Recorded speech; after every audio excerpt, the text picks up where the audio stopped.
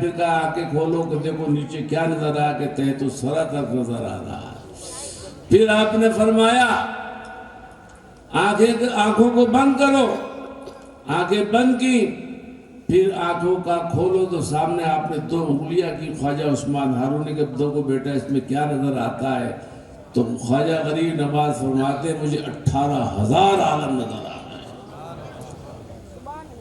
دیکھا کہ درجے کمال کو پہنچ گئے تو ساتھ لے جاتے ہیں حج کے لیے، خانہ کعبہ پہنچتے ہیں، ارکان ادا کرتے ہیں، سارا سب کچھ کرنے کے بعد مدینہ پہنچتے ہیں تو خانہ کعبہ میں بھی آپ کی اجابت ہوتی ہے، مدینہ طیبہ میں بھی آپ کے سلام کا جواب ملتا ہے۔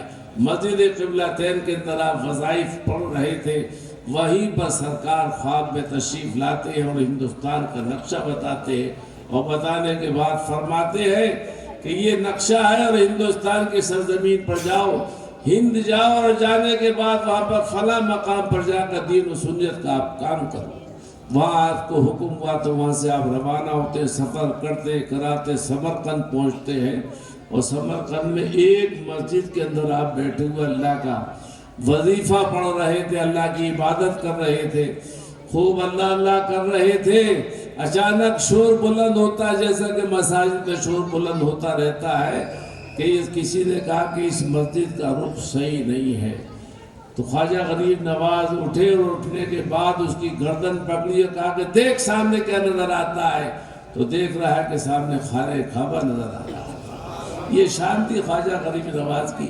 خواجہ غریب نواز سفر کرتے کراتے لاہور تشریف لائے، اور داتا گنج بخش علی اجمیری کے مزار مقدس کے اوپر حاضری 40 دن کا چلہ کچا۔ آپ قرآن بہترین پڑھتے تھے، چونکہ پہلے حافظ قرآن تو آپ پہلے ہی ہو گئے تھے، بچپن میں ہی ہو گئے تھے، لیکن قرآن ایسا پڑھتے تھے کہ لوگ عش کیا کرتے تھے۔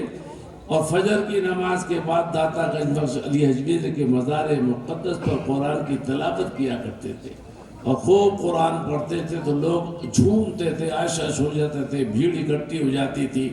جب 40 دن مکمل ہو گئے تو خواجہ غریب نواز ارشاد عرض کرتے ہیں، اے داتا گنج بخش 40 دن ہو گئے، اب میں یہاں سے جانا چاہتا ہوں، آپ کی دربار میں میری حاضری قبول ہے کہ نہیں ہے؟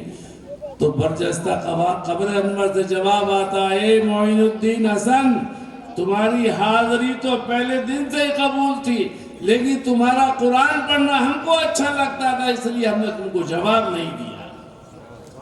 بڑی شان تھی خواجہ غریب نواز کی۔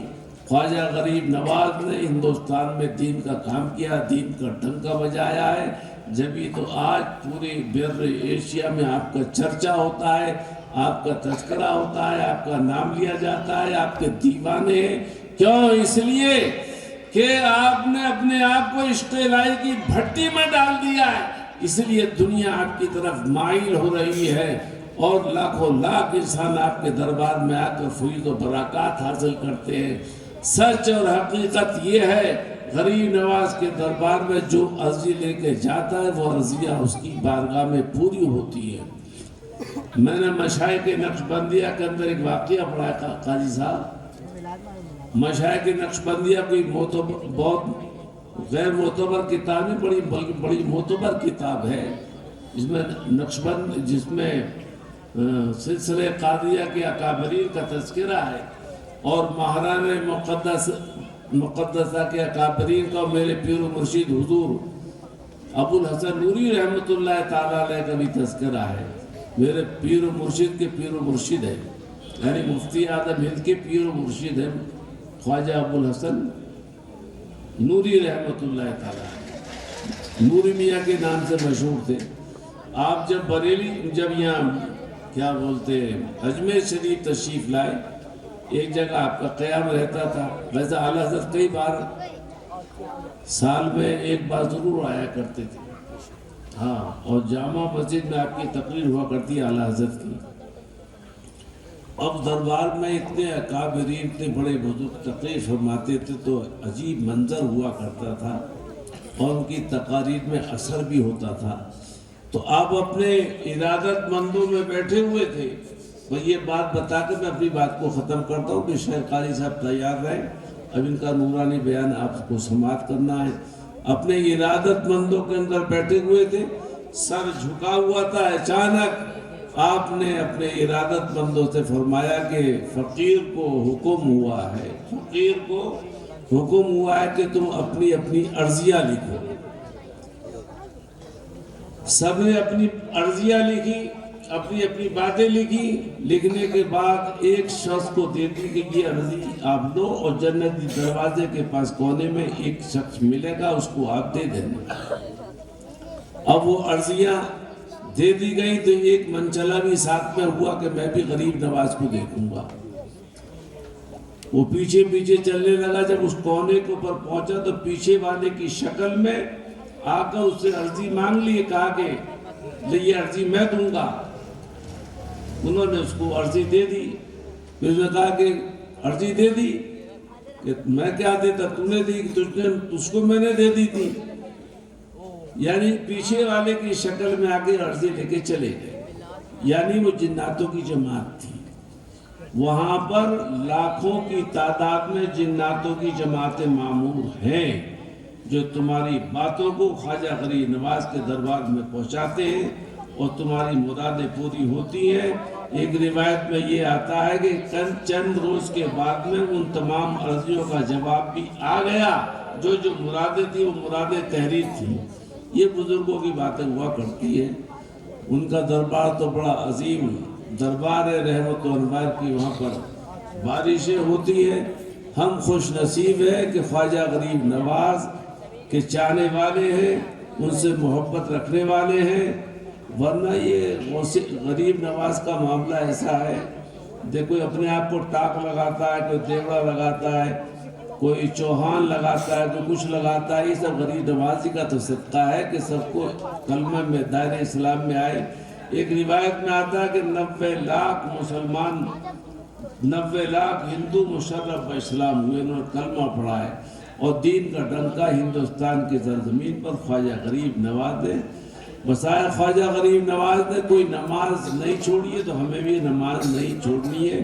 خواجہ غریب نواز کا سچا عاشق وہ ہے جو حی علی الصلاح حی علی الفلاح کی صدا پر اپنی بات کو لبیک کہتے ہوئے اللہ کے گھر میں ہاتھ دے کر سر بسجود ہو کر خواجہ غریب نواز کو بھی راضی کرتا ہے اور اللہ تعالیٰ کو بھی راضی کرتا ہے۔ اللہ تعالیٰ ہمیں اولیاء کرام کے فرامین پر عمل کرنے کی توفیق رفیق عطا فرمائے، آمین ثم آمین۔ وآخر دعوانا الحمدللہ رب العالمین۔ میں بیچ میں ہی چلا جاؤں گا چونکہ میری طبیعت صحیح نہیں ہے۔ میں یہ تمام عورتیں بھی کافی ماشاءاللہ، یہ میرے دائیں طرف اچھا انتظام کیا نوجوانوں نے، بالکل پردے کا اہتمام کیا، اس طرف عورتیں بھی بیٹھی ہوئی ہیں۔ میں اپنی ماں بہنوں سے درخواست کروں گا کہ 12 مارچ یاد رکھے، 12 مارچ کو عورتوں کا بہترین جلسہ ردائے فضیلت کی شکل میں دارالعلوم کے اندر رکھا گیا ہے، صبح 10 بجے سے شام کو 3:30 بجے تک۔ لہذا جلدی اپنے گھر کے کام سے فارغ ہونے کے بعد دارالعلوم میں پہنچنے کی آپ کوشش کریں، اور تمام بزرگوں سے درخواست ہے کہ اپنی ماں بہنوں کو وہاں پر پہنچانے کی کوشش کریں۔ تاریخ یاد رکھیں، 12 مارچ بروز اتوار، 10 بجے سے 3:30 بجے تک بہترین پروگرام ہے، اور بچوں کی دستار بندی ہوگی، دستار فضیلت ہوگی، ردائے فضیلت ہوگی۔ وہ منظر دیکھنے کے قابل ہوتا ہے۔ یہ ماں بہنوں کی عورتوں کا ہی پروگرام ہے۔ 20 بچیاں الحمدللہ فضیلت سے فارغ ہو رہی ہے۔ ردائے فضیلت 20 بچیوں کو ہوگا ماشاءاللہ، اور کچھ کافی بچیاں بھیلواڑہ کی ہیں، کچھ باہر کی ہیں، کچھ کشمیر کی ہیں، کچھ مدھیہ پردیش کی ہیں، اور کچھ یو پی کی ہیں، اور راجستھان کی ہیں۔ بہرحال منظر عجیب ہوتا ہے۔ 8-10 سال سے یہاں پر پڑھ رہی ہیں، محنت کر رہی ہیں۔ اب ان کی حوصلہ افزائی کے لیے ضرورت ہے کہ ماں بہنیں اس پروگرام کے اندر پہنچنے کی کوشش کریں۔ اللہ تعالی ہم سب کو توفیق عطا فرمائے کہ ہم اس کے باتوں پر عمل کریں۔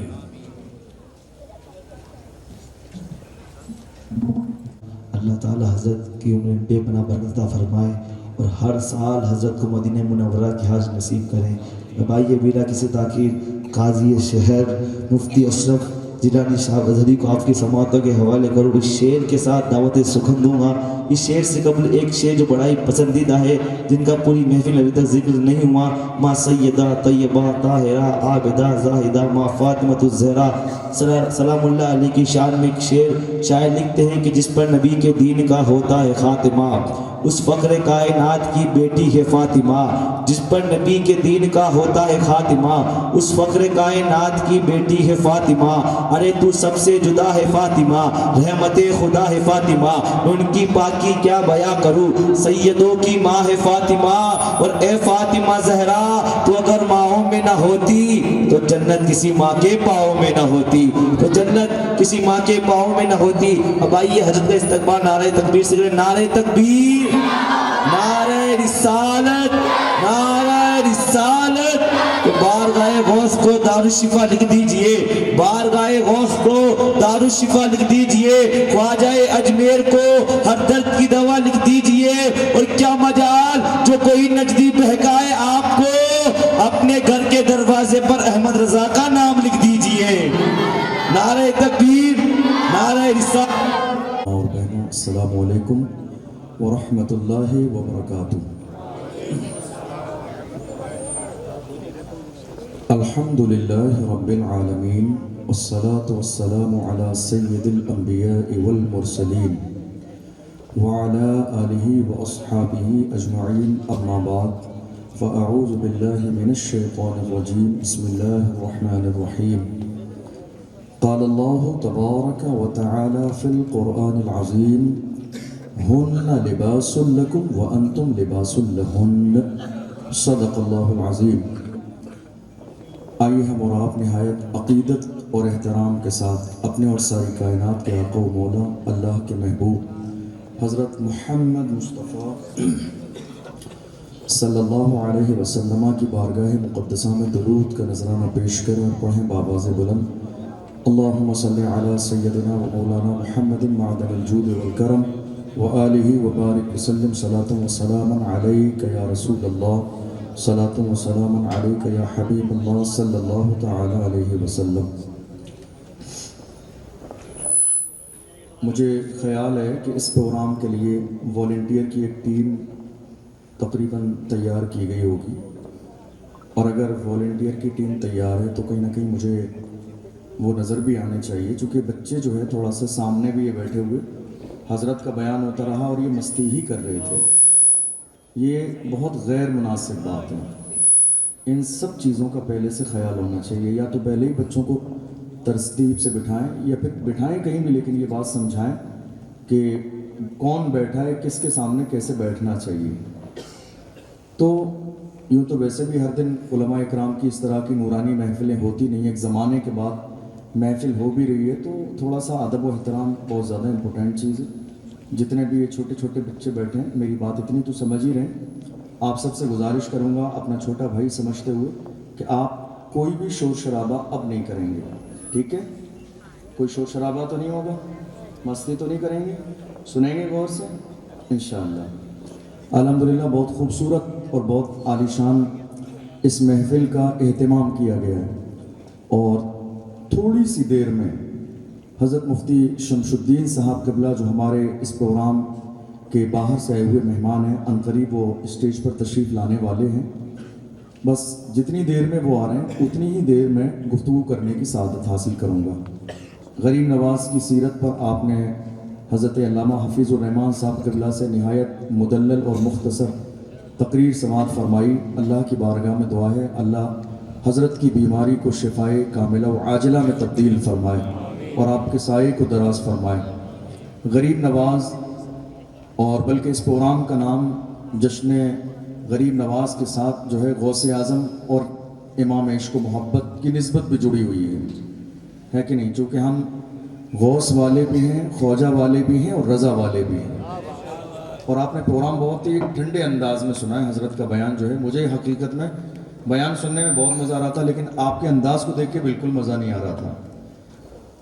بیدار رہیے، جاگ جائیے۔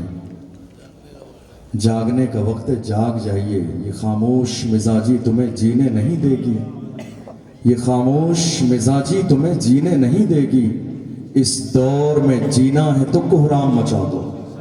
ये खामोश मिजाजी तुम्हें जीने नहीं देगी, इस दौर में जीना है तो कोहराम मचा दो।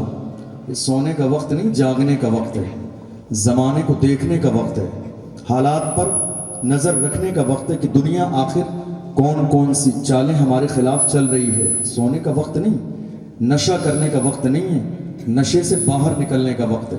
इसलिए कि जो कौमें नशे में ज़िंदगी गुजारती हैं उनका मुक़द्दर बेहतर नहीं होता, उनके मुक़द्दर में सिवाय ज़िल्लत और रुसवाई के कुछ और नहीं होता।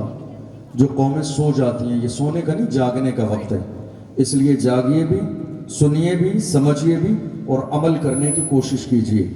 इस यकीन के साथ हम हमेशा से ये मिजाज देते आए हैं, हमारा अपना मिजाज भी यही है, बुज़ुर्गों का मिजाज भी यही है कि अल्हम्दुलिल्लाह कौम मुस्लिम के रहनुमा और लीडर हमारे उलमाए इकराम हैं। कौन है? कौम मुस्लिम के रहनुमा और लीडर हमारे उलमा हैं। वो शख्स हमारा लीडर और रहनुमा कैसे हो सकता है? जिसे कलमा याद ना हो, जिसे नमाज याद ना हो, जिसे गुस्ल और वज़ू के फ़राइज़ का इल्म ना हो, जो हलाल व हराम की तमीज़ ना रखता हो, वो हमारा रहनुमा और लीडर नहीं हो सकता। हमारे रहनुमा और लीडर हमारे उलमा इकराम हैं। कई मौके हमारी और आपकी ज़िंदगी में ऐसे आते हैं जब उलमा इकराम किसी मौके पर कुरान और हदीस का कोई हुक्म बयान करते हैं तो वो लोग कि जिनके अपने दिल में चोर होता है वो कहते हैं ये उलमा इकराम क्या दीन के ठेकेदार हैं? ये उलमा इकराम क्या दीन के ठेकेदार हैं? मैं उनसे कहना चाहूँगा उलमा इकराम दीन के ठेकेदार नहीं, उलमा इकराम दीन के पहरेदार हैं। उलमा ठेकेदार नहीं है दीन के, उलमा दीन के पहरेदार हैं। और वजह यह है कि ये कोई ऐसा जुमला नहीं है जो आपके समझ से बाहर और समझ से कासिर हैं आप इसके। उलमा हर ज़माने में दीन के बाज़ाब्ता पहरेदार रहे। और याद रखिए, पहरेदार जितना मजबूत होता है पहरा उतना ही बेहतर होता है, पहरेदार जितना कमज़ोर होता है पहरा उतना ही कमज़ोर होता है। आप जानते हैं, तारीख को पढ़िए, अंदलुस की तारीख आप अपनी निगाहों के सामने लाइए, कुस्तुनतुनिया की तारीख अपनी निगाहों के सामने लाइए, बल्गारिया की तारीख आपकी निगाहों के सामने लाइए। बाज़ाब्ता जब किले तैयार कर दिए जाते थे तो पहरेदारों के हज़ारों और लाखों की तादाद में दस्ते लगा दिए जाते थे ताकि कोई दुश्मन आके हमला ना कर दे। दरअसल वजह यह थी कि पहरेदार जितना मजबूत होता है उसका पहरा उतना ही मजबूत होता है। हमारे उलमा अहले सुन्नत अल्हम्दुलिल्लाह दीन के पहरेदार भी हैं, कौम का सरमाया भी हैं। और उलमा ने किसी भी दौर में जब जब ज़रूरत पड़ी है अपने कदमों को पीछे नहीं हटाया, बल्कि हर दौर में मुस्तफ़ा के लाए हुए दीन को बचाने के लिए उलमा आगे आए हैं। जब बात बद्र की सरजमीन पर आई थी तो अल्हम्दुलिल्लाह सिद्दीक़ अकबर सामने आए थे, फारूक आज़म सामने आए थे, उस्मान गनी सामने आए थे, मौलाए कायनात सामने आए थे। बात बढ़ते बढ़ते आगे चली गई। जब करबला की सरजमीन पर बात आई थी तो हुसैन ने दीन पर पहरा दिया था। जब बगदाद की सरजमीन पर बात आई थी तो सरकार गौसे आज़म ने पहरा दिया। जब अजमेर की सरजमीन पर गरीब नवाज दीन को लेकर आए, लोग मिटाने की कोशिश कर रहे थे, गरीब नवाज लाने के बाद फैलाया, पहरा दिया। और एक दौर वो भी आया था जब कुछ बदअकीदगी के लोगों ने, जिनका अकीदा बेहतर नहीं था, उस दीन में शब खून मारने की कोशिश की। तो ऐसे आलम में बरेली के ताजदार ने पहरा देके दुनिया को ये मिजाज दिया था, तू जिंदा है वल्लाह, तू जिंदा है वल्लाह, मेरी चश्मे आलम से छुप जाने। जब जरूरत पड़ी थी तो मेरे इमाम ने पहरा दिया था।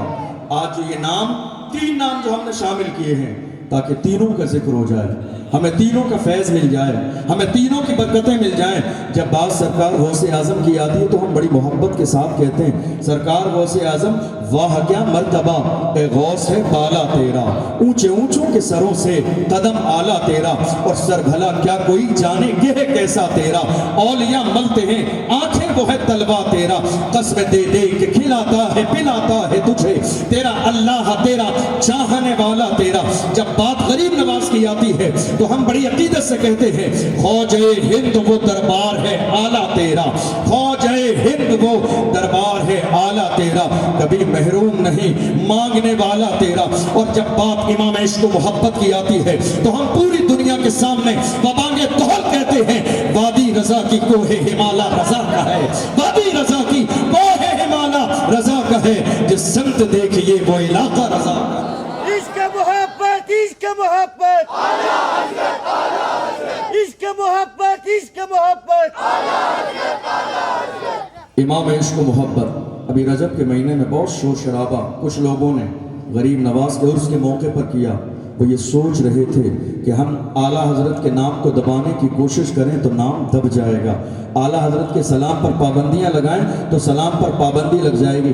الحمدللہ ہم نے افریقہ کے علاقے میں بھی دیکھا ہے جہاں لوگوں کو اردو زبان نہ بولنی آتی ہے نہ سمجھ میں آتی ہے, وہ بھی گنبد خضرا کی طرف توجہ کر کے کہتے ہیں ہم یہاں سے پکارے وہاں وہ سنے, مصطفیٰ کی سماعت پر لاکھوں سلام. وہ اپنے انداز میں کہتے ہیں سلام وہی پڑھتے ہیں جو بریلی کے تاجدار نے دیا تھا.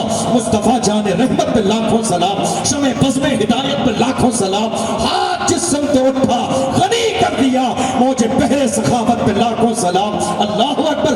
دنیا پکار پکار کے کہہ رہی ہے احمد رضا تیرا ذکر مٹنے والا نہیں ہے, اس لیے کہ ہندوستان کی سرزمین پر جب ناموس رسالت پر پہرا دینے کی بات آئی تھی تو تو نے پہرا دے کے دنیا کو بتا دیا احمد رضا اہل بیت کا دشمن نہیں, پوری دنیا میں اہل بیت کی تعریف کرنے والے ایک طرف اور میرے امام کا شعر ایک طرف. میرے امام فرماتے ہیں دو جہاں میں خادم آل رسول اللہ کر حضرت آل رسول مقتدی کے واسطے. نعرہ رسالت مسلک اعلیٰ حضرت, مسلک اعلیٰ حضرت, بستی بستی کریا کریا. ہم تو آج کسی اللہ والے کے دامن سے وابستہ ہو گئے, ہم تو آج کسی کے دامن سے وابستہ ہو گئے جو آل رسول ہے, مگر امام عشق و محبت کا مزاج دیکھیے دعا کیا کر رہے ہیں دو جہاں میں خادم آل رسول اللہ کر. دو جہاں میں یہ نہیں کہا کہ میں آل رسول کا خادم شہر بھیل واڑہ میں رہوں, یہ نہیں کہا چتوڑ میں رہوں, یہ نہیں کہا ادے پور میں رہوں, یہ نہیں کہا اجمیر معلیٰ میں رہوں, یہ نہیں کہا میں باضابطہ گجرات کے علاقے میں آل رسول کا خادم رہوں, بلکہ دعا کر رہے ہیں دو جہاں میں, دو جہاں میں, دو جہاں میں خادم آل رسول اللہ کر حضرت آل رسول مقتدی کے واسطے. اور فرماتے ہیں قادری کر قادری رکھ قادریوں میں اٹھا قدر عبد القادر قدرت نما کے واسطے. جب لوگ میرے امام کی شان میں توہین کرنے لگے تو وہ کہنے لگے ہمیں اعلیٰ حضرت سمجھ میں نہیں آتے ہیں, ہمیں اعلیٰ حضرت سمجھ میں نہیں آتے ہیں. میں کہتا ہوں نادان, اعلیٰ حضرت تجھے سمجھ میں کیسے آئیں گے, وہ اعلیٰ حضرت ہیں تو جیسے ادنا حضرت کے سمجھ میں کیسے آئیں گے. وہ اعلیٰ حضرت ہیں, وہ اعلیٰ حضرت ہیں تو جیسے ادنا کی سمجھ میں نہیں آئیں گے. ان کو سمجھنا ہے تو مارہرہ شریف کی سرزمین پہ چلنا پڑے گا. حضور اشرف ملت فرماتے ہیں اے دنیا والوں سنو, مینارہ قصر رضا تو بلند ہے کافی, مینارہ قصر رضا تو بلند ہے کافی. تم پہلے ہی سینے پہ چڑھ کے دکھلا دو فتاوی رضویہ تو ایک کرامت ہے, تم ہدایت کے بخشش ہی پڑھ کے دکھلا دو. میرے امام کی شان سبحان اللہ. اگر اس پر بات کی جائے تو بہت لمبی بات ہو جائے, چونکہ جو نام تھا ان شخصیات کا تو میں نے چند جملے بول دیے. میرا ٹاپک اس پروگرام کا کوئی اور ہے جو مجھے ٹاپک دیا گیا ہے. میرا ٹاپک ہے عورت اسلام سے پہلے, عورت اسلام آ جانے کے بعد. بات سمجھ آئی؟ ٹاپک سمجھیں گے مفہوم سمجھ میں آئے گا, یا اور آسان کر لیجیے عورت کی زندگی اسلام کے آنے سے پہلے, عورت کی زندگی اسلام آ جانے کے بعد. اس لیے کہ موجودہ دور کا المیہ یہ ہے کہ دنیا ملنے کے بعد یہ سازش کر رہی ہے کہ دنیا میں سب سے زیادہ ظلم اگر کہیں ہوتا ہے تو ایک عورت پر ایک مسلمان کے گھر میں ہوتا ہے. یہ پروپیگنڈا کیا جا رہا ہے. موجودہ دور کا 2022 کا سب سے بڑا جھوٹ یہی ہے کہ اسلام نے عورتوں کو آزادی نہیں دی, اسلام نے عورتوں کو عزت نہیں دی, اسلام نے عورتوں کو وہ مقام نہیں دیا کہ جس کی وہ مستحق تھی, جس کا ان کا حق تھا. اسلام نے وہ مقام نہیں دیا. یہ ایک پروپیگنڈا ہے اسلام کے خلاف, یہ سازش ہے اسلام کے خلاف, یہ بغاوت ہے اسلام سے. لیکن یاد رکھیے اسلام کا حال یہ ہے फूकों से ये चराग बुझाया न जाएगा। नूर खुदा है कुफ्र की हरकत पे खंदजन, फूकों से ये चराग बुझाया न जाएगा। दुनिया ने हर जमाने में कोशिश की है इस्लाम के दामन पे दाग लगाने की, मगर अल्लाह ने कुरान में ऐलान फरमाया, हुवल्लज़ी अरसल रसूलहु बिल हुदा व दीनिल हक़ लियुज़हिरहु अला दीन कुल्लिही वलौ करिहल मुशरिकून। महबूब की जात वो है कि जिस महबूब को अल्लाह ने दीन हक़ के साथ भेजा है, और वो दीन दुनिया के तमाम अदियान पर गालिब होकर रहेगा। ये बात अगर दुश्मनों को बुरी लगती है तो अल्लाह की जात पर कोई फर्क नहीं है, बुरा लगता है तो लगता रहे। आप अंदाजा लगाइए, इस्लाम में जरा गौर तो कीजिए, इस्लाम आ जाने से पहले और इस्लाम आ जाने के बाद मैं आपको बताऊं, कुरान ने बाज़ाब्ता इस्लाम के आने से पहले के दौर को भी बयान किया और इस्लाम के आ जाने के बाद के दौर को भी बयान किया। दोनों दौर का मुकारना कुरान के अंदर किया गया। कुरान में फरमाया गया, वइज़ा बुश्शिरा अहदुहुम बिल उन्सा ज़ल्ल वजहुहु मुस्वद्दुन व हुवा कज़ीम यतवारा मिनल कौमि मिन सूइ मा बुश्शिरा बिही अयुमसिकुहु अला हूनिन अम यदुस्सुहु फित्तुराबि अला साअ मा यहकुमून। कुरान कहता है इस्लाम से पहले के दौर की कंडीशन ये थी कि जब किसी इंसान को ये खबर दी जाती थी कि तुम्हें बाज़ाब्ता बेटी अता की गई है, तो उसका चेहरा गम के मारे काला पड़ जाता था, उसका चेहरा गम के मारे निढाल हो जाता था, वो छुपने लग जाता था कि मैं ज़माने के सामने आखिर कैसे कहूँ कि मैं बेटी का बाप बना हूँ। मेरे लिए ये ज़िल्लत का सबब है, मेरे लिए ये रुसवाई का सबब है। दुनिया के सामने जाके कहूँ तो क्या कहूँ कि मुझे बेटी मिली है। बेटी को ज़मीन में जिंदा दफन करने का मिजाज इस्लाम आ जाने के बाद कहीं कोई तारीख ऐसी न मिलेगी कि इस्लाम आ जाने के बाद ज़मीन में किसी बेटी को दफन किया गया हो। ये दौर इस्लाम से पहले का था। इस्लाम ने निकाह का हुक्म दिया, वरना आप जानते हैं इस्लाम के आ जाने से पहले जो मौजूदा दौर में एक निकाह होता है, एक वकील की वकालत और दो गवाहों की गवाही से मजमे आम में सिक्का राइजुल वक्त इलावा नानो नफ़े के लड़का कबूल कर लेता है। उस जमाने में ऐसे निकाह नहीं होते थे। उस जमाने का जमाने जाहिलियत का अंदाज ये था कि जब तक इस्लाम ना आया था कई तरह के निकाह कर दिए जाते थे। एक निकाह जिसको निकाह शिगार कहा जाता है, एक वो निकाह जिसको निकाह बदल कहा जाता है, एक वो निकाह जिसको निकाह इस्तिज़ा कहा जाता है, एक वो निकाह जिसको निकाह रहत कहा जाता है, एक वो निकाह जिसको निकाह दगीना कहा जाता है, एक वो निकाह जिसको निकाह दगन कहा जाता है, एक वो निकाह जिसको निकाह खदन कहा जाता है। मैं इसकी तफसील इशारों में बता के गुजर जाऊं। निकाह बोला भी था, निकाह शिगार भी था, निकाह मुता भी था। क्या है ये निकाह मुता? निकाह मुता का मतलब ये है कि एक मर्द अगर एक औरत जो उसके दिल को भा जाए, उससे लज्जतें हासिल करना चाहता हो, तो पैसे देने के बाद थोड़े से जमाने के लिए शादी कर ले। इसको निकाह मुता कहा गया। इस्लाम आया, इस्लाम ने हरा कराम दिया। तू जब तक जिंदा रहेगा शादी एक लम्हे के लिए नहीं की जाएगी, एक महीने के लिए नहीं की जाएगी। तू जब तक जिंदा रहेगा तब तक के लिए तेरा ये निकाह है। जब तक तू जिंदा रहेगा शादी उस जमाने के लिए है। निकाह मुता, निकाह शिगार का मतलब ये है कि तू मेरी बहन ले ले, मुझे तू अपनी बहन दे दे। इसके दरमियान में कोई मसला नहीं है, ना कोई महर का मसला है, ना लेन देन का मसला है। ये है निकाह शिगार। निकाह रहत का मसला ये है कि एक औरत के साथ 10 मर्द साथ शादी कर लेते और 10 मर्द उसके साथ रहते थे, जिंदगी गुजारते थे, हम बिस्तरी किया करते थे। और जब कोई बच्चा पैदा हो जाता, वो जिसके लिए कह देती ये बच्चा उसका है, तो लोग उसी के साथ मान लेते। एक औरत के साथ 10 मर्द शादी कर रहे हैं, ये इस्लाम का दौर नहीं, इस्लाम से आने पहले का दौर है।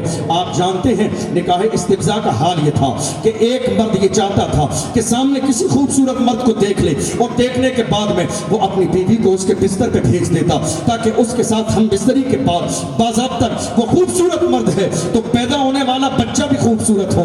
निकाह बोला देख लीजिए, ये जितने निकाह हैं इस्लाम से पहले हुआ करते थे। मगर अल्लाह अकबर, जानते हो आप इंसानियत सिसक रही थी, औरतें रोती थी, औरतें सिसकती थी जिल्लत और रुसवाई के दलदल में फंसने वाली।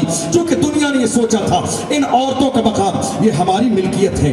दुनिया ने ये सोचा था औरतें हमारे पैर की जूती है। दुनिया ने ये मिजाज बनाया था औरतें बाज़ाब्ता टिश्यू का पेपर है, बाज़ाब्ता खाने के बाद हाथ पोंछ कर फेंक दो, इससे ज्यादा इनका कोई मकाम नहीं। मगर सुभान अल्लाह, सुभान अल्लाह, वाह इस्लाम तेरी इस्मत को सलाम, इस्लाम तेरी शान को सलाम, इस्लाम तेरी अदालत को सलाम। इस्लाम आया, इस्लाम ने आके दुनिया को ये पैगाम दिया, खबरदार खबरदार खबरदार खबरदार, ये टिश्यू पेपर की तरह नहीं है, ये तेरी खादिमा नहीं है, ये तेरी गुलाम नहीं है, ये तेरी जिंदगी की वो खादिमा नहीं है कि जिसको तुझे استعمال کر لے نہیں، بلکہ اللہ کے محبوب صلی اللہ علیہ وسلم نے جب دور آیا تھا مکے کا، محبوب کو مکے کے اندر بھیجا، حال یہ تھا زمین میں بیٹی زندہ دفن کی جا رہی تھی۔ اللہ اکبر، آپ حیرت کی نگاہ سے دیکھیے، ایسے عالم میں محبوب کو ذمہ داری 4 بیٹیوں کی دی جا رہی ہے۔ محبوب کو ذمہ داری ایسے زمانے میں جبکہ زمانے میں بیٹیوں کے چہرے کو دیکھنا کوئی گوارا نہیں کرتا، ایسے عالم میں 4 بیٹیوں کی ذمہ داری دی۔ محبوب فاطمہ کی تربیت کرو، محبوب زینب کی تربیت کرو، محبوب ام کلثوم کی تربیت کرو، محبوب باضابطہ تم اپنی بیٹی رقیہ کی تربیت کرو، تاکہ زمانے کو پتہ چل جائے یہ بیٹیاں منحوس نہیں ہیں، چونکہ اللہ کے محبوب تربیت فرما رہی ہیں، یہ بیٹیاں بری نہیں ہیں، یہ بیٹیاں ذلت اور رسوائی کا سامان نہیں ہے۔ اللہ اکبر، مصطفیٰ جان رحمت صلی اللہ علیہ وسلم کا دور دیکھیے، جبکہ بیوہ کا حال یہ تھا کہ شوہر کے ساتھ ستی کر دیا جاتا، بیوہ کا حال یہ تھا کہ شوہر کے ساتھ زمین میں اس کو زندہ جلا دیا جاتا یا دفن کر دیا جاتا، حال یہ ہے۔ مگر ایسے عالم میں اللہ کے محبوب نے 25 سال کی عمر میں 40 سال کی خدیجۃ الکبریٰ رضی اللہ عنہا جو 2 شوہروں سے بیوہ ہے، ان سے نکاح کر کے پوری دنیا کو بتایا بیوہ منحوس نہیں ہے۔ مصطفیٰ نے نکاح فرما کے ام المومنین بنایا ہے، بیوہ منحوس نہیں ہے، اللہ کے محبوب نے نکاح فرمایا ہے۔ اور حال یہ ہے خدیجۃ الکبریٰ رضی اللہ تعالی عنہا کا کہ جب تک وہ حیات رہی، جب تک وہ زندہ رہی، میرے نبی نے زندگی میں کوئی دوسرا نکاح نہیں فرمایا۔ جب تک وہ زندہ رہی، جب تک وہ زندہ رہی، حیات رہی، میرے نبی نے کوئی دوسرا نکاح نہیں فرمایا۔ اور محبت کا حال یہ ہے، سبحان اللہ، میرے نبی نے مزاج یہ دیا، عورت کی شان یہ ہے کہ جب وہ دنیا میں رہے تو اس سے محبت کی جائے، اس کی قدر کی جائے، اس کا احترام کیا جائے، لیکن مرنے کے بعد اسے بھلانا نہیں ہے۔ بلکہ پیغمبر اعظم صلی اللہ علیہ وسلم کی زندگی کا حال یہ ہے کہ جب رسول پاک صلی اللہ علیہ وسلم کوئی بکری ذبح فرماتے تھے تو اپنے گھر میں گوشت بعد میں بنتا تھا، حضرت خدیجۃ الکبریٰ کی سہیلیوں کے گھر گوشت میرے نبی پہلے بھیجتے تھے تاکہ دنیا کو پتہ چل جائے بیویوں کا مقام یہ ہے۔ اللہ اکبر، آپ اندازہ لگائیے خدیجۃ الکبریٰ رضی اللہ تعالی عنہا کی پوری زندگی ہماری نگاہوں کے سامنے ہے۔ آپ دیکھو تو صحیح، جن کے دروازے پر حسن و شباب کی ملکائیں آرزویں ان کی دہلیز پہ لے کے موجود ہوں، لیکن 25 سال کی جوانی میں 40 سال کی عورت سے نکاح کر کے میرے نبی نے مکے والوں کو یہ پیغام دیا۔ اسلام کا یہ پیغام ہے کہ بیوہ کو منحوس نہ سمجھا جائے۔ آج ہمارے ہاں شادی کے موقع پر، بچوں کی پیدائش کے موقع پر، کسی بھی اچھے کام کے موقع پر ہم کسی بھی بیوہ کو قریب نہیں آنے دیتے ہیں، سہرے کو ہاتھ نہیں لگانے دیتے ہیں، کسی خوشی کے موقع پر ہاتھ نہیں لگانے دیتے۔ نہیں منحوس ہے، شوہر انتقال کر چکا ہے۔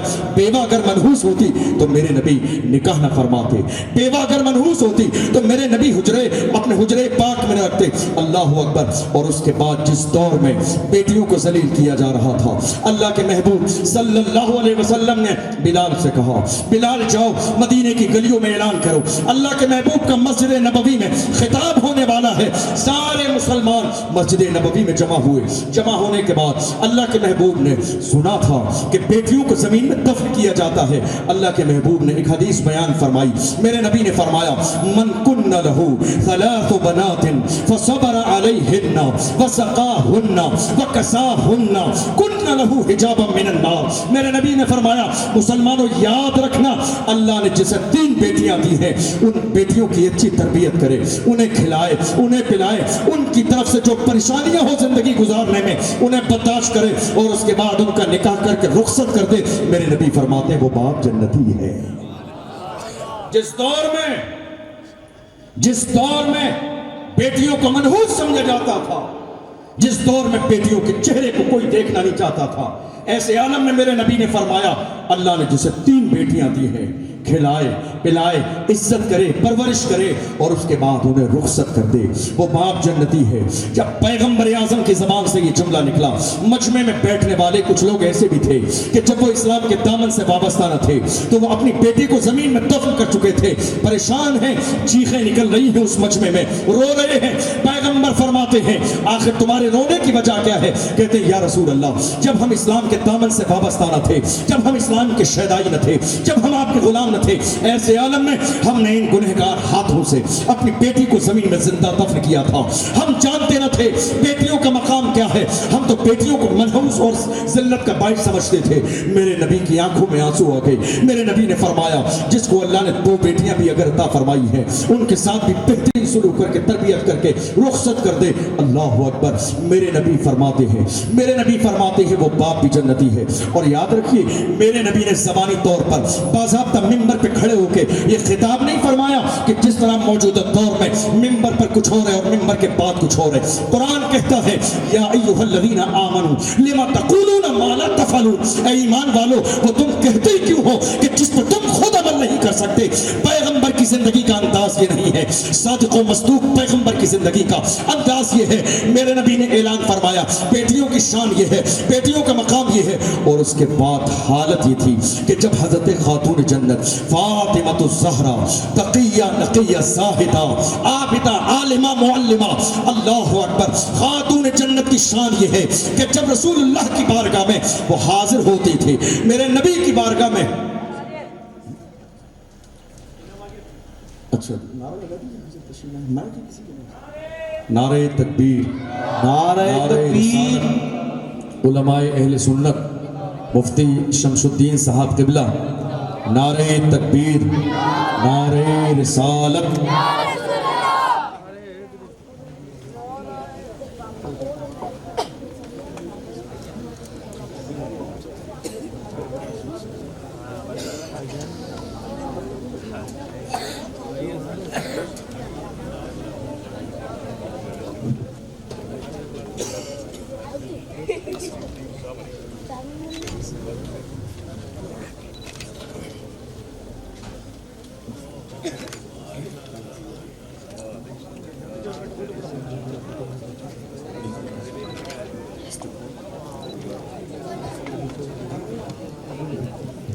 الحمدللہ ہمارے لیے نہایت سعادت کی بات ہمارے ممبر پر موجود ہیں، آپ اپنے ماتھے کی آنکھوں سے زیارت کر رہے ہیں۔ چند منٹ کے بعد انشاءاللہ حضرت کا خصوصی خطاب ہوگا۔ نہایت ادب اور احترام کے ساتھ بیٹھ جائیے۔ ہم نے یہ پلاننگ کی تھی کہ حضرت جیسے ہی اسٹیج پر آئیں گے بلا تاخیر حضرت کے سامنے مائک کریں گے۔ مولانا منور صاحب نے کہا آپ تھوڑی سی اور بات پوری کر دیجیے، میں نے کہا جیسا حکم۔ تو چونکہ آج پورا وقت ہمارے مہمان کے لیے رہے گا اور صحیح بات یہ ہے کہ اس وقت آپ سب سوشل میڈیا سے جڑے ہوئے ہیں، آپ جانتے ہیں نہایت تیزی کے ساتھ ہندوستان کے الگ الگ شہروں میں سفر کرنے والی شخصیت کا نام شمس الدین صاحب قبلہ ہے، جو اپنی حق گوئی اور بے باکی کی بنیاد پر ہندوستان کے مسلمانوں کے دل میں ہر دن جگہ بناتے چلے جا رہے ہیں۔ اور ہمیں بھی ابھی حضرت فرقہ آباد سے تشریف لائیں، اور یقین جانیے اس وقت میں ہمیں اسی طرح کے علماء کے بیانات کی ضرورت ہے۔ سمجھ رہے ہیں؟ ہاں، آپ جانتے ہیں کہ ہم لوگ کبھی مبالغہ نہیں کرتے، کبھی کسی کی جھوٹی خوشامد نہیں کرتے، جو اس لائق ہے ہم اسی کی تعریف کرتے ہیں۔ اور میں اپنے طور پر ایک بات کہتا ہوں ہمیشہ کہ لوگ 3 طرح کے ہوتے ہیں، اسی لیے چوتھا پوائنٹ ہی نہیں کیا میں نے۔ 3 طرح کے لوگ، میں جو میرا تجربہ، ایک وہ جو چاپلوسی کرتے بھی ہیں اور چاپلوسی کو پسند بھی کرتے ہیں، دوسروں کی چاپلوسی بھی کرتے ہیں اور پسند بھی کرتے ہیں۔ دوسرے وہ جو خود چاپلوسی تو نہیں کرتے، خوشامد تو نہیں کرتے کسی کی، لیکن اگر کوئی ان کی خوشامد کرے، چاپلوسی کرے تو بڑا اچھا لگتا ہے۔ اور تیسرے وہ لوگ جو نہ چاپلوسی کرتے ہیں اور نہ چاپلوسی کراتے ہیں۔ میں نے شمس الدین صاحب قبلہ کی تقریریں سننے کے بعد یہ اندازہ لگایا کہ حضرت آخری مرحلے میں ہیں، نہ چاپلوسی کرتے ہیں اور نہ چاپلوسی کسی سے کراتے ہیں، حق بیانی کے ساتھ الحمدللہ پورے ہندوستان میں مسلک اعلیٰ حضرت کا کام کر رہے ہیں۔ اور آج ہمیں اور ہمارے شہر کو اور بلکہ ہندوستان کے ہر شہر کو ایسے ہی بے باک خطبہ کی ضرورت ہے۔ حضرت کو بلانے کے لیے کمیٹی نے انتخاب کیا، میں انہیں مبارکباد پیش کرتا ہوں کہ آپ نے بہت اچھا انتخاب کیا، اور صرف ایک جلسے میں نہیں بلکہ کوشش کیجئے جتنے جلسے ہوں حضرت کو بار بار بلائیے، ضرورت ہے موجودہ دور کی۔ اللہ مفتی صاحب قبلہ کے سائے کو دراز فرمائے، صحت و سلامتی کے ساتھ لمبی زندگی عطا فرمائے۔ میں چند جملے کہہ کے اپنی بات کو مکمل کروں۔ اللہ کے محبوب صلی اللہ علیہ وسلم کا دور ہماری نگاہوں کے سامنے ہے کہ کس طرح کا ظلم کیا جا رہا تھا، اور ایسے عالم میں اللہ کے محبوب صلی اللہ علیہ وسلم نے عورتوں کے لیے، بیٹیوں کے لیے جو دور کے سامنے، پوری دنیا کے سامنے جو بات رکھی، میرے نبی نے فرمایا من کن لہو خلاف بنات فصبر علیہن وسقاہن وکساہن کن لہو حجابا من النار، کہ اللہ نے جس کو 3 بیٹیاں دی ہیں اچھے سے ان کی تربیت کرے، کھلائے پلائے، جو ان کی جو ہے ذات سے پرورش کرنے میں جو تکلیفیں پہنچیں انہیں برداشت کر لے، وہ باپ جنتی ہے۔ اور آپ یقین جانیے حضور نے اعلان بھی فرمایا، اور اعلان فرمانے کے بعد اللہ کے محبوب صلی اللہ علیہ وسلم نے عملی طور پر، پریکٹیکلی طور پر اللہ کے محبوب نے دنیا کے سامنے یہ ظاہر بھی کیا تاکہ دنیا کو پتہ چل جائے کہ بیٹیوں کا مقام کیا ہے۔ حدیث میں ہے اذا دخلت علی النبی صلی اللہ علیہ وسلم فقام الیہا فقبلها واجلسها فی مجلسہ، حدیث میں ہے اللہ کے محبوب کی محفل کی شان یہ ہے کہ جب رسول اللہ تشریف فرما ہے، سامنے سے خاتون جنت تشریف لاتی ہیں تو شان یہ ہے کہ میرے نبی خاتون جنت کے استقبال کے لیے اٹھ کے کھڑے ہو جاتے ہیں۔ مجھے بتاؤ ہے دنیا میں کوئی باپ ایسا؟ مجھے بتاؤ ہے کوئی اپنی بیٹیوں کو اتنی عزت دینے والا؟ فقام الیہا، میرے نبی ان کے احترام کے لیے کھڑے ہو جاتے ہیں۔ فقبلہا، میرے نبی پیشانی کو چومتے ہیں، حضرت خاتون جنت کے ہاتھ کو چومتے ہیں۔ واجلسہا فی مجلسہ، اور آپ اپنی جگہ پہ بٹھاتے ہیں۔ آپ اندازہ لگائیے جس دور میں بیٹیوں کو زمین میں دفن کیا جائے، جس دور میں بیٹیوں کے چہرے کو دیکھ کر لوگوں کے چہروں کا مزاج بدل جائے، چہروں کا جغرافیہ بدل جائے، جس کو قرآن اس انداز میں بیان کرے وَإِذَا بُشِّرَ أَحَدُهُم بِالْأُنثَىٰ ظَلَّ وَجْهُهُ مُسْوَدًّا وَهُوَ كَظِيمٌ يَتَوَارَىٰ مِنَ الْقَوْمِ مِنْ سُوءِ مَا بُشِّرَ بِهِ أَيُمْسِكُهُ عَلَىٰ هُونٍ أَمْ يَدُسُّهُ فِي التُّرَابِ أَلَا سَاءَ مَا يَحْكُمُونَ۔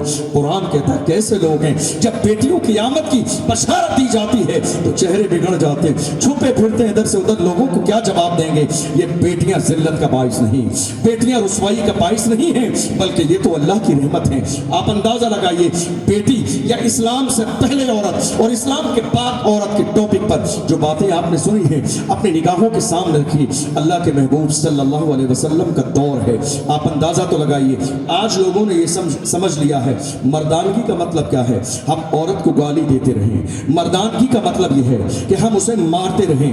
ہماری مردانگی کا مطلب یہ ہے کہ ہم اسے مائکے کے بارے میں تانے دیتے رہیں۔ ہماری مردانگی کا مطلب یہ ہے کہ ہم اسے ٹھوکریں لگاتے رہیں۔ ہماری مردانگی کا مطلب یہ ہے کہ وہ ہمیشہ ہمارے پیروں میں رہے، لیکن یہ مطلب نہیں ہے مردانگی کا۔ قرآن کہتا ہے وَعَاشِرُوهُنَّ بِالْمَعْرُوفِ، ان کے ساتھ بھلائی کا رویہ کرو، زندگی بہتر کرو۔ اللہ اکبر۔ آپ اندازہ لگائیے دنیا کا ایک عام انسان جب وہ مرنے کے قریب ہوتا ہے، جب وہ دنیا سے جانے والا ہوتا ہے، ایسے عالم میں جب وہ وصیت کرتا ہے تو وہ وصیت کتنی اہم چیزوں کی کرتا ہے۔ کوئی دنیا سے جانے والا، کوئی مرنے والا کہ جس کی روح قفس عنصری سے پرواز کرنے والی ہو، کوئی دنیا کا ایسا انسان کھانے کی بات نہیں کرتا ہے، وہ کپڑے کی بات نہیں کرتا ہے، وہ لباس کی بات نہیں کرتا ہے، وہ باضابطہ ولیمے کی بات نہیں کرتا ہے، وہ اپنی اولاد کو جمع کرنے کے بعد جو زندگی کی سب سے اہم باتیں ہوتی ہیں وہی بات بیان کرتا ہے۔ اگر یہ بات آپ کو سمجھ میں آ گئی تو اللہ اکبر۔ مصطفیٰ جان رحمت جب ظاہری طور پر وصال فرمانے والے ہیں، میرے نبی کے صحابہ موجود ہیں، اللہ اکبر۔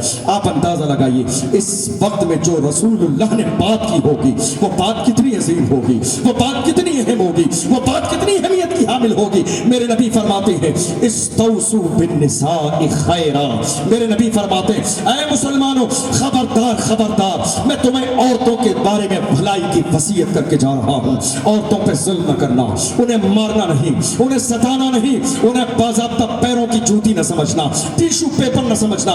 اسلام کا مزاج یہ ہے، پیغمبر اسلام کا مزاج یہ ہے، عورت نہ تو پیر کی جوتی ہے کہ پیر کے نیچے رکھی جائے، اور نہ ہی وہ تاج ہے جو سر کے اوپر رکھی جائے۔ عورت کا حال یہ ہے کہ عورت کو بائیں پسلی سے، ٹیڑھی پسلی سے پیدا کیا گیا ہے، اور جانتے ہو ٹیڑھی پسلی سے پیدا کرنے کی حکمت مقصد کیا ہے؟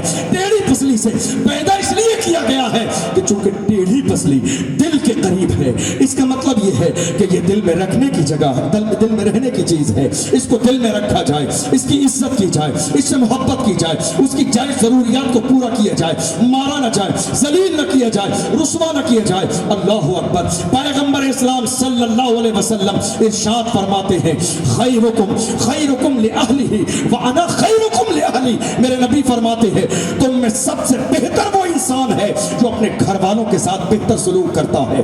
تم میں بہترین انسان وہ ہے کہ جس کا رویہ بیوی کے ساتھ بہتر ہے۔ تم میں بہترین انسان وہ ہے کہ جس کا رویہ ماں کے ساتھ بہتر ہے۔ تم میں بہترین انسان وہ ہے کہ جس کا سلوک اپنے والد کے ساتھ بہتر ہے۔ اور میرے نبی فرماتے ہیں میں تم میں سب سے زیادہ بہتر سلوک کرنے والا ہوں۔ اللہ اکبر۔ پیغمبر اعظم صلی اللہ علیہ وسلم کی زندگی کو ذرا دیکھیے تو صحیح۔ اللہ کے محبوب صلی اللہ علیہ وسلم نے کسی بھی دور میں عورتوں کے ساتھ اور مردوں کے ساتھ فرق نہیں کیا، بلکہ حال یہ ہے جب بات دین سیکھنے کی آئی تو میرے نبی نے فرق نہیں کیا مرد و عورت میں، بلکہ میرے نبی نے فرمایا طلب العلم فریضۃ علی کل مسلم۔ اور ایک جگہ مسلمہ کے الفاظ بھی ہے۔ محدثین کا باضابطہ سند و متن کے اعتبار سے اختلاف ضرور ہے، لیکن اگر مسلم بھی کہہ دیا جائے تو باضابطہ محدثین فرماتے ہیں کہ عورت بھی اس میں شامل ہے۔ میرے نبی فرماتے ہیں علم دین حاصل کرنا مرد اور عورت دونوں پر فرض ہے۔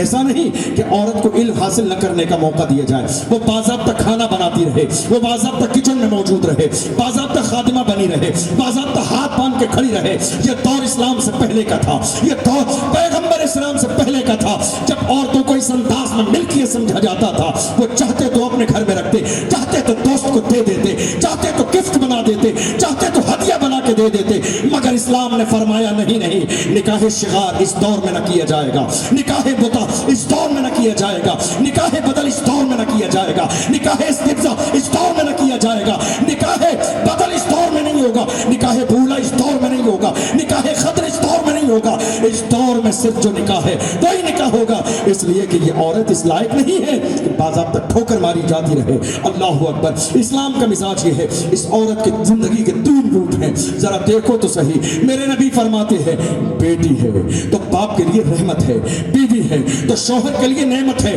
اور جب یہ ماں بن جائے تو اس کے قدموں کے نیچے جنت ہے۔ بیٹی ہے تو باپ کے لیے رحمت، بیوی ہے تو شوہر کے لیے نعمت بھی ہے، رحمت بھی ہے، اور جب اس کی اولاد پیدا ہو جائے تو یہ اپنی اولاد کے لیے، میرے نبی فرماتے ہیں الجنت تحت اقدام امہاتکم، جنت تمہاری ماں کے قدموں کے نیچے رکھی گئی ہے۔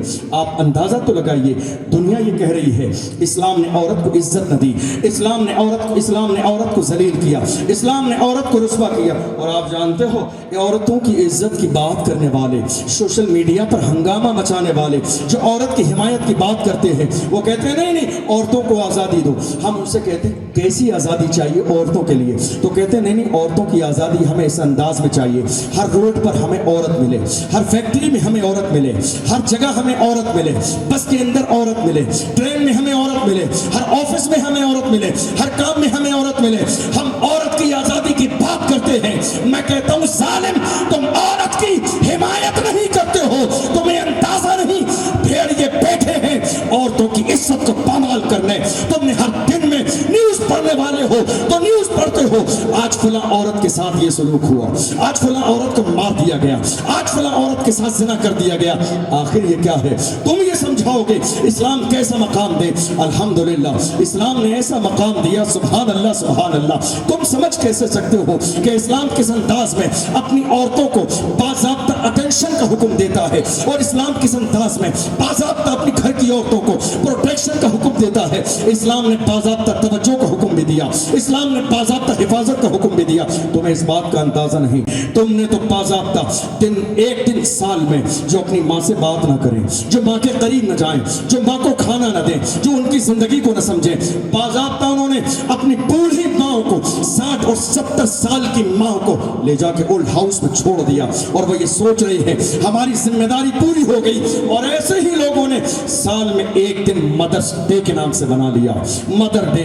مجھے بتاؤ تو بھائی یہ کس نے بنایا؟ یہ کسی رسول اللہ کے غلام نے نہ بنایا، کسی عالم دین نے نہیں بنایا، کسی مفتی وقت نے نہیں بنایا، یہ انہوں نے بنایا جو اسلام کی تعلیمات جماعت سے آشنا نہیں، یہ انہوں نے بنایا جو اسلام کو پہچانتے نہیں۔ انہوں نے باضابطہ سال میں ایک دن بنا لیا مدر ڈے کے نام پر۔ مجھے بتاؤ، مدر ڈے کا مطلب ہوتا ہے ماں کا دن، کیا سال کے 365 دن میں ماں کا ایک دن ہے؟ ذرا فیصلہ تو کرو۔ جو عورتوں کی عزت کی بات کرتے ہیں، جو عورتوں کی پابندی کی بات کرتے ہیں، حقوق دلانے کی بات کرتے ہیں، ہمارے سامنے 2022 کے سارے مسائل موجود ہیں۔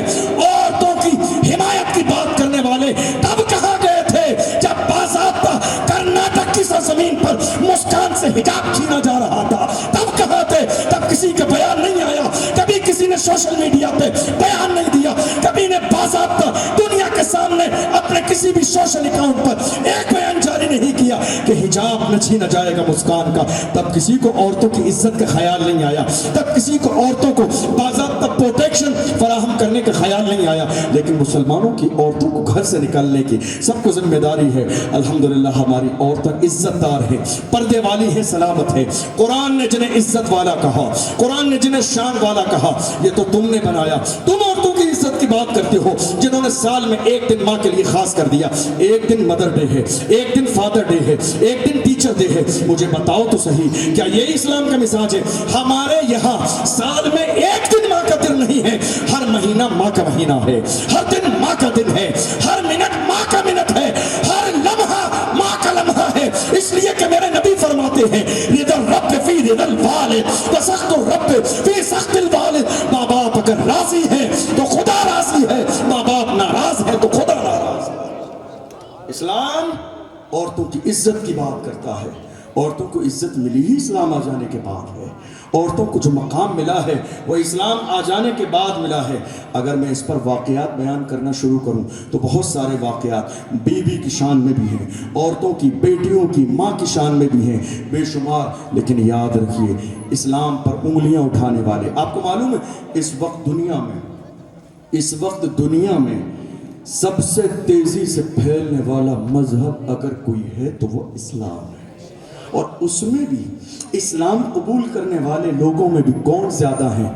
عورتیں زیادہ ہیں۔ اس لیے کہ جب وہ قرآن پڑھتی ہیں تو ان کو معلوم ہے، ایک شخص نے ایک عالم سے اعتراض کیا تھا، غور سے سنیے گا۔ ایک عالم سے کہا تھا کیا بات ہے کہ نبی اور رسول کا درجہ خدا نے صرف مردوں کو دیا، نبی اور رسول کا درجہ خدا نے صرف مردوں کو دیا، باضابطہ کسی عورت کو نبی نہ بنایا، کسی عورت کو رسول نہ بنایا، فرق کر دیا گیا۔ جملے کو نوٹ کیجئے گا۔ تو اس عالم دین نے مسکرا کے کہا تھا ہاں، خدا نے نبوت کا درجہ مرد کو عطا فرمایا، مرد باضابطہ نبی بنتے ہیں، مرد نبی بنتے ہیں، مرد رسول بنتے ہیں، مگر عورت کی شان کم نہیں ہے، مرد نبی بنتے ہیں، رسول بنتے ہیں۔ تو یہ عورت ہے جو نبی کو جنتی ہے، یہ عورت ہے جو رسول کو جنتی ہے۔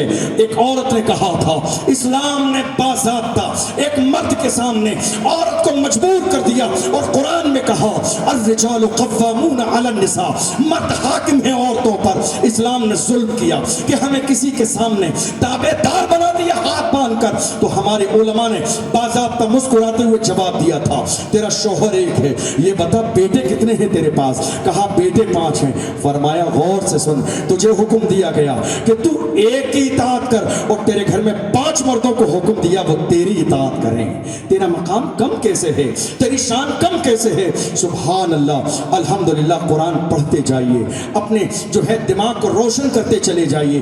ہزاروں دلیلیں عورت کے مقام و مرتبے کے لیے قرآن میں موجود ہیں۔ آخری جملہ کہہ کے بات کو مکمل کروں۔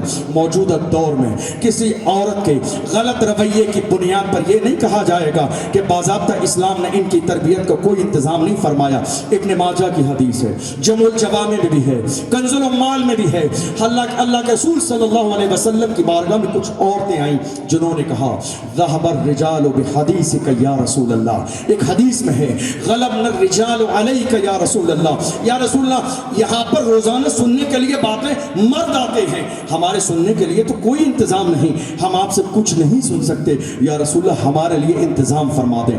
میرے نبی نے ارشاد فرمایا فلاں دن فلاں وقت فلاں کے گھر میں عورتوں کے لیے دین سیکھنے کا انتظام کیا جائے گا, عورتوں کے لیے دین سیکھنے کا انتظام, ہفتے میں ایک دن عورتوں کے لیے دین سیکھنے کا انتظام کر دیا گیا. اور خود رسول پاک صلی اللہ علیہ وسلم انہیں تعلیم فرماتے تھے. ضرورت آج بھی اس بات کی ہے, ہمارے لیے یہ جلسے ہیں, ہر محلے میں جلسہ, جشن شہید اعظم بھی ہے, جشن غوث اعظم بھی ہے, میلاد النبی کانفرنس ہے, ہر علاقے میں ہے, مگر ضرورت اس بات کی ہے کہ ہماری عورتوں کے لیے بھی تعلیم کا انتظام ہو, ہماری عورتوں کے لیے بھی اس بات کا انتظام ہو, انہیں معلوم ہو کہ مصطفیٰ جان رحمت کی شہزادی کی سیرت کیا ہے, ان کے سونے اور جاگنے کا انداز کیا ہے. اور یہ بات آپ کو کب پتہ چلے گی؟ جب آپ اپنے گھر کی عورتوں کو 12 مارچ کو دارالعلوم کے اندر جو جلسہ ہونے والا ہے جشن ردائے فضیلت اس میں بھیجیں گے. اور خود آپ کے اس علاقے میں گاندھی نگر کے اندر مدرسے میں باضابطہ ہفتے میں اتوار کے دن باضابطہ ظہر سے لے کر عصر تک عورتوں کا اجتماع ہوتا ہے. بھیجیے اپنے گھر کی عورتوں کو, دور بھاگنے کی ضرورت نہیں ہے, گھر کی عورتوں کو وہاں بھیجیے. آپ گھر کی عورتوں کو بھیجیں گے, یقین جانیے جب ایک ماں دیندار ہو جائے گی, ایک ماں قرآن کی تعلیمات سے آشنا ہو جائے گی, ایک ماں کنیز فاطمہ بن جائے گی, تو آنے والی نسل میں کبھی کوئی محبت بن قاسم بن کے چمکے گا, تو کبھی کوئی طارق ابن زیاد بن کے چمکے گا, کوئی صلاح الدین ایوبی بن کر باضابطہ بیت المقدس کے سامنے فتح کا جھنڈا لے کے کھڑا ہو جائے گا اور دنیا کو کہے گا میری خاموشیوں سے تم کبھی دھوکہ نہ کھا جانا, محبت کی فضا میں بولنا ہم کو بھی آتا ہے, عزیزوں ہو چکے مایوس ہم دیوار زندہ سے, قفس کی تیلیوں کو توڑنا ہم کو بھی آتا. اپنی عورتوں کو ہفتے کے دن باضابطہ انتظام ہے اس علاقے میں. 12 مارچ کو دارالعلوم میں حضرت علامہ حفیظ الرحمان صاحب قبلہ کے دارالعلوم میں جو ہمارا اور آپ کا سب کا دارالعلوم ہے, اس میں جشن ردائے فضیلت کا اہتمام ہے. بڑا پروگرام ہے, 20 لڑکیاں عالمہ اور فاضلہ بن کے فارغ ہو رہی ہیں. اور آپ کے اپنے اس محلے میں ہر ہفتے عورتوں کی تعلیمات کے لیے انتظام کیا گیا ہے, جہاں عالمہ باہر سے بھی آتی ہیں, دارالعلوم سے بھی آتی ہیں, مبلغات بھی آتی ہیں. آپ کی ذمہ داری یہ ہے کہ جس طرح آپ اپنے بچوں کو 6 بجے سردی میں انگلی پکڑ کے اسکول چھوڑنے جاتے ہیں, ہفتے میں ایک بار اپنی بہن اور بیٹیوں کو پردے کے ساتھ مدرسے میں بھی لے کر بھی آیا کریں اور لے کر جایا بھی کریں, اور یہ کوشش کیا کریں کہ ہماری بیٹیوں کو اور ہماری ماں اور بہنوں کو سیرت خاتون جنت کا علم ہو جائے, تو سبحان اللہ ہماری دنیا بھی کامیاب ہو جائے, ہماری آخرت بھی کامیاب ہو جائے. اللہ کی بارگاہ میں دعا ہے, قصداً سیون کوئی سبقت لسانی کی بنیاد پر خطا ہوئی, اللہ اپنے محبوب کے صدقے میں معاف فرمائے. استغفر اللہ ربی من کل ذنب واتوب الیہ. ہمارے لیے نہایت سعادت کی بات ہے کہ عظیم الشان یہ پروگرام جو ہے گاندھی نگر کی سرزمین پر پوری آن بان شان کے ساتھ جو ہے روا دوا ہے, آپ دیکھ رہے ہیں. میں بلا کسی تاخیر کے, چونکہ وقت میں گنجائش نہیں, بلا کسی تاخیر کے ہمارے اور آپ کے ہر دل عزیز مہمان حضرت علامہ مفتی شمس الدین صاحب قبلہ جو مکرانہ کی سرزمین سے تشریف لائے ہیں, نہایت خوبصورت اور بے باکی کے ساتھ, حق بیانی کے ساتھ حضرت کا خطاب ہوتا ہے. آپ سب کی محبتوں کے بیچ میں ادب کے ساتھ, احترام کے ساتھ حضرت کی بارگاہ میں جو ہے گزارش کروں گا کہ حضرت ہم سب کے قلوب کو منور و مجلہ فرمائیں, اور ناصحانہ خطاب سے ہم سب کو جو ہے مصطفیٰ جان رحمت صلی اللہ علیہ وسلم کی سیرت کے مختلف گوشوں پر روشنی ڈالیں. آئیے اپنے مہمان کا استقبال نہایت گرم جوشی کے ساتھ اپنے ہاتھوں کو فضاؤں میں لہرا کر کریں. نعرہ تکبیر, نعرہ رسالت, علماء اہل سنت, مفتی شمس الدین صاحب قبلہ, نعرہ تکبیر, نعرہ رسالت.